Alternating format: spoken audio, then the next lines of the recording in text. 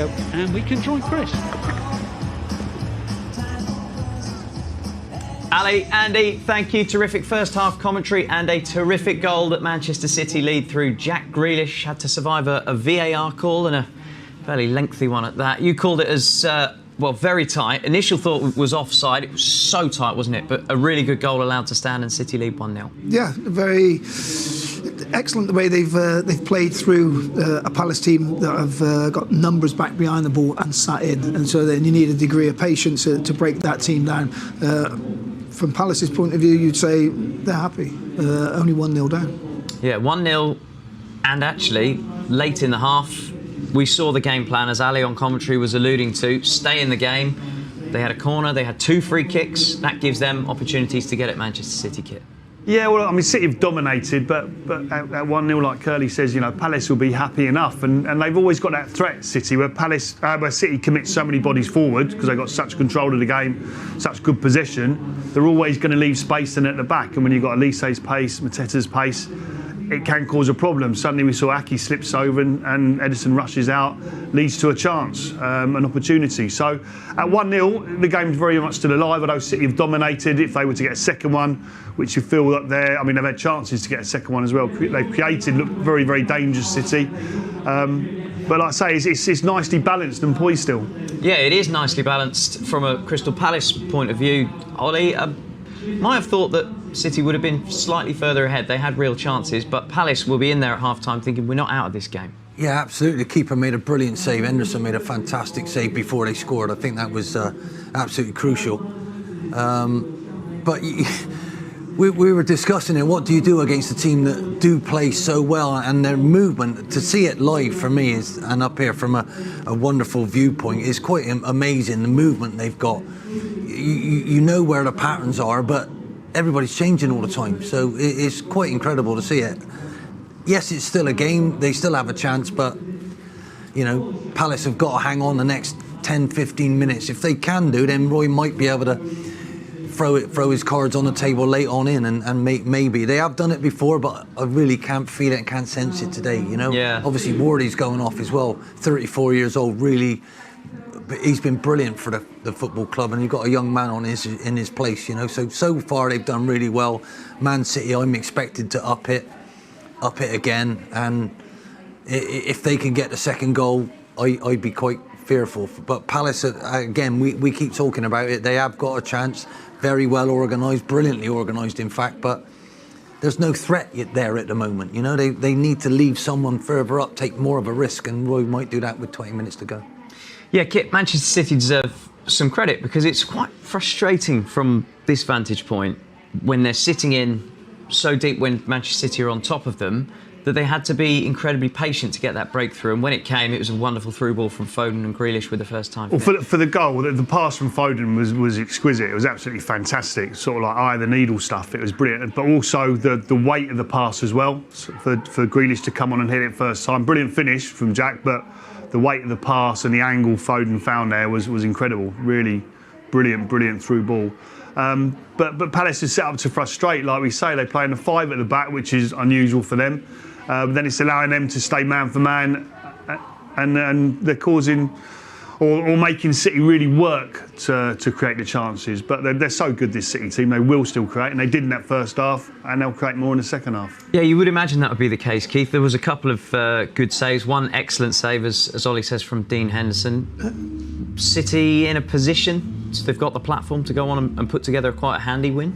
Yeah, definitely. And again, I think I go back now and have a look at Roy Hodgson. Will be walking into the changing room knowing that he can give his players belief because of the chance we had with Aki's slip and the when Henderson had to come out. Now, that might be, you know, they might only get one other chance in the second half. So he knows if he can keep his players mentally switched on, because that's the thing, is because the longer it's easier to say, oh, they're well organised, they're well disciplined, but players get fatigued, and when you get fatigued, they try and they lose a yard.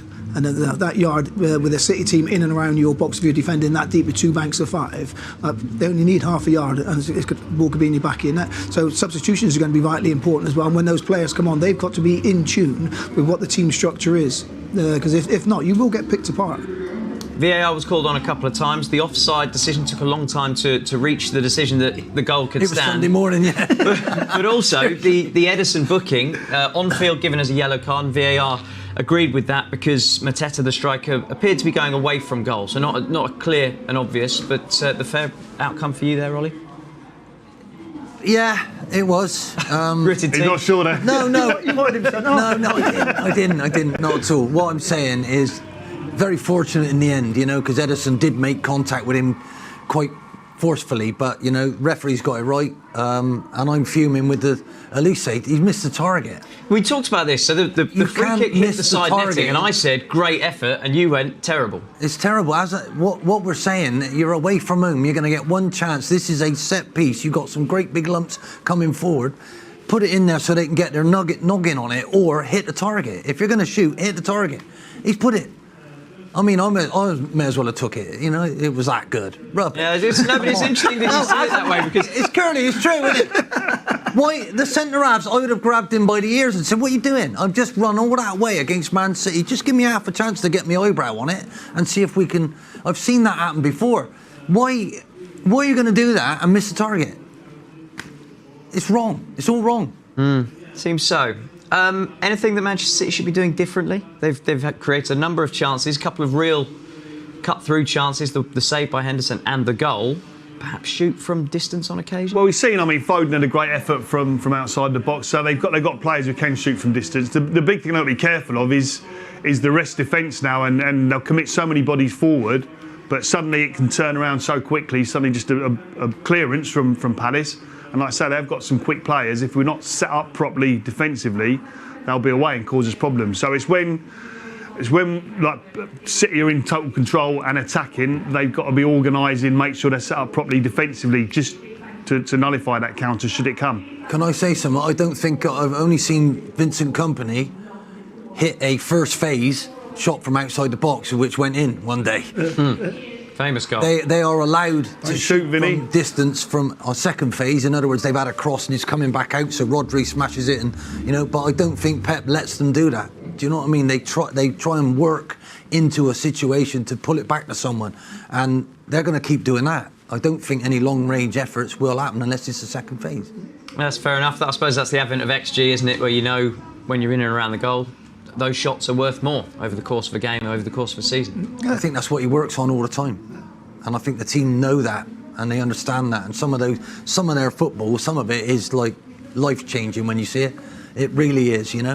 I saw it first with I think Germany absolutely smashed Brazil in the World Cup, and oh my God, ever since Man City do it on a regular basis, I will get you to there, try and do these. It's just wonderful to see. They're relentless, aren't they, in the way that they play? Absolutely brilliant, honestly. It really is fantastic how they keep rotating. Where is Jack Grealish playing? I mean, come on, he's all over the place. But this is probably the first week where Silva's played wide and stayed wide and kept his discipline, and Grealish has come off the line. Yeah. Usually it's the other way around. Grealish is the one that stays wide and holds his position, and Silva comes in. You think he's done that for this particular game? Yeah, definitely. Well, Vardy's just been on the left wing, and he's just been up there, highest player. Yeah. How well has he done, by the way? Yeah. Yeah, causing problems when he goes forward. I thought he signed himself last summer. Only one letter out. Guardiola. Look, you can see on the bottom of the screen, if you've got a question, get in touch. We'll put it straight to the team. And we've had one coming in on the WhatsApp, so we want you to get involved as well. And there it is. So pleased for Jack getting his goal. My question, should Pep let Jack have more of that roaming position? That's coming from Zoe, and you were touching on that already. Yeah, well, I think in certain games he will. Like Ollie was saying, sometimes it's Bernardo Silva who's coming in off that line and coming in behind the front two or front players and causing huge problems and forward runs. Other times he'll stay wide and it's Jack's turn to come in. So Pep will tweak it for certain games. And today it looks like it's Jack's turn to do it. He's come in and got one fantastic goal already. So they've also got the certain capability games to do it in game, so it doesn't have to be right today. 90 minutes is going to be Jack coming off the right, off the left. They can make those But the exciting point, they could put Doku out there who could take people on and beat them and bring Jack one in. I think it's more so because Haaland's not playing. Yeah. Because Haaland's not playing up there, so Jack can come in and again the way Palace is setting up as well. I think Guardiola is playing that high, playing as a left winger, so he needed another body in there. But in Jack Grealish used to play how he's playing today at Aston Villa. But he impressed me when he first came here. The discipline he had in his play to hold his position out wide as being an outlet. Because so normally when Erling's playing, marking him, Erling can make his runs in between full-backs and centre-backs. It's an extra problem for them to think about, isn't it? Yeah, definitely. Yeah, well, questions are coming in thick and fast. Zoe, thank you for that. We've got this one's coming from Bobby. Ian, have you ever been tempted to try management overseas? You already need subtitles. No, the thing is, you don't get tempted. I mean, I haven't got an agent anymore, so I'm not tempted at all. The closest I came to it was I nearly went to Scotland the end of last year. I went up for an interview. I got to the interview. They'd won one game. By the time I got there, I was going up in my Did you walk? No, in my motorhome. It took me a while. And then I suggested that they leave it how it is and then they won again on the weekend. So that was me done. That was you talked yourself out of a job. Talked myself out of it, but I'm delighted how well they've done. But no, not really overseas. No, I'm not sure. It's hard enough getting my players to understand what I'm saying now, let alone if I went abroad. Yeah, we can put the subtitles up. That's great. Bobby, thank you. Zoe, keep the questions coming in on the WhatsApp. We'll put them straight to the team of our three wise men. And Kit, we're great. We love that you still represent look at that. The jumpers, which you can buy on the Manchester City website, and indeed £5 of the proceeds will go to the City and the Community charity. It's a great, great cause at this time of the year. Right, what will Pep be saying to his team, Keith?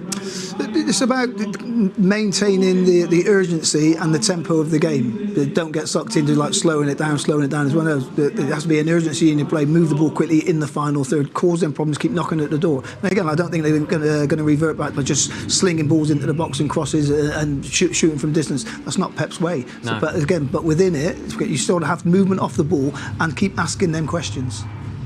I mean, they will play the City way second half for sure, but like I said, they're a goal up. They haven't got to score another goal. They've just got to make sure they don't concede to win the game. So, as much as the fans want a 3-4 goal victory, it's not paramount. I think it will come. I think another goal will come, but if they just stay patient and make sure they set up defensively, that rest defence. I think Pep will be. He always looks a bit frustrated, doesn't he? Because he in your picture, he does. Yeah. He does, yeah. Yeah, something was going on there. Didn't quite get his look. If I was him, I'd be delighted with the performance, but he is such a perfectionist. I'm sure he'll be telling them off for what they got wrong. But, it's quite ominous. For me, I'd be worried about the rest of this season. I know they're not at the top at the moment, but they'll be galloping up towards them. I think it's a tremendous achievement, fantastic squad, wonderful club, and they're in a great momentum at the minute with the young lads coming through doing so well. So I'm sure he'll be going mental right now because that's not good enough, because he's the standard bearer and he'd be telling them that's not good enough. So I know he does it in a positive way as well, but he'll be expecting an early goal and then he can chill out a little bit and maybe make some substitutions. Well, we're in a really curious part of the season, specifically for Manchester City, because after this, they're flying away to the Club World Cup, Saudi Arabia. There's at least one game, win that through to the final. That's 2 games. There's miles in the legs, air miles as well. And then you come into a really busy part of the season before the winter break. 1-0 would be enough, wouldn't it? Get the job done. Absolutely. Like I said, they haven't got to go chasing. They're in control of this game now, and they'll have loads of possession again.